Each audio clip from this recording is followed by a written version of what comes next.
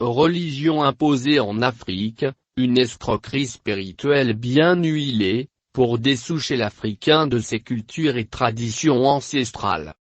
Écrit par Dr. Ngati Mvuen Apollinaire. L'enfant Ticard du Cameroun.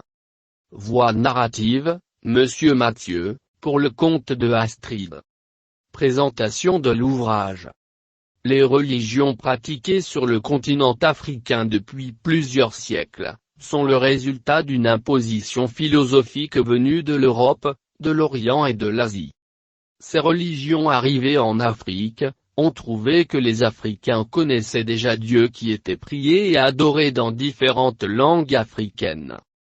Il a donc fallu utiliser un stratagème pour dessoucher l'Africain de sa propre culture au profit d'une croyance qui n'avait rien à voir avec ses origines. La science de la bastonnade, des injures et des humiliations de toutes sortes a été servie aux Africains, indigènes, à qui on enseignait. Si on vous gifle sur la joue droite, donnez la joue gauche. Dans aucune de nos localités en Afrique depuis la nuit des temps, on a entendu que l'air ou le vent simple est entré dans le vagin d'une femme, et elle est tombée enceinte, jusqu'à faire un enfant au vu et au su de tous. Même scientifiquement ou métaphysiquement, cela ne saurait être prouvé.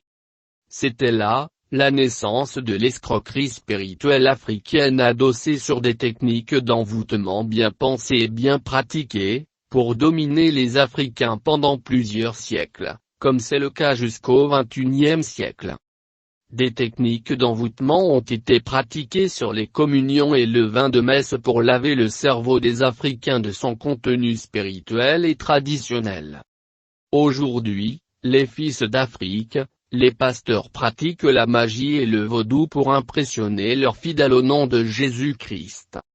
Tout est déballé dans ce livre sur les différentes techniques utilisées, les bagues sur les doigts des pasteurs ou sur les orteils dans les chaussures, les parfums, les encens aspergés dans les lieux des cultes à minuit ou avant l'arrivée des fidèles pour leur faire humer ces odeurs, afin de bien les apprivoiser, les mouchoirs et bibles magiques. Ce que doivent également faire les Africains, pour sortir de ces religions imposées par les colons et les missionnaires mercenaires spirituels venus d'ailleurs, est consigné dans ce livre audio-vidéo. Les exemples de certaines ethnies qui excellent dans la promotion de leurs traditions africaines, sont cités dans ce livre.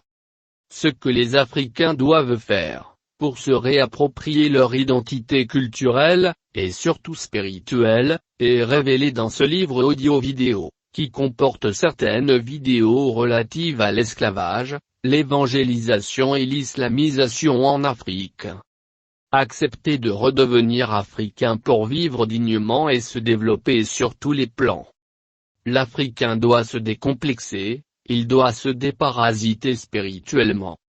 L'Africain ne doit plus avoir honte de ses origines culturelles et spirituelles. L'Africain ne doit plus vivre sa pratique spirituelle derrière le miroir. L'Africain peut dominer le monde et le diriger. Il faut croire en ses capacités, car il est possible de renverser la tendance de subordination et de domination spirituelle.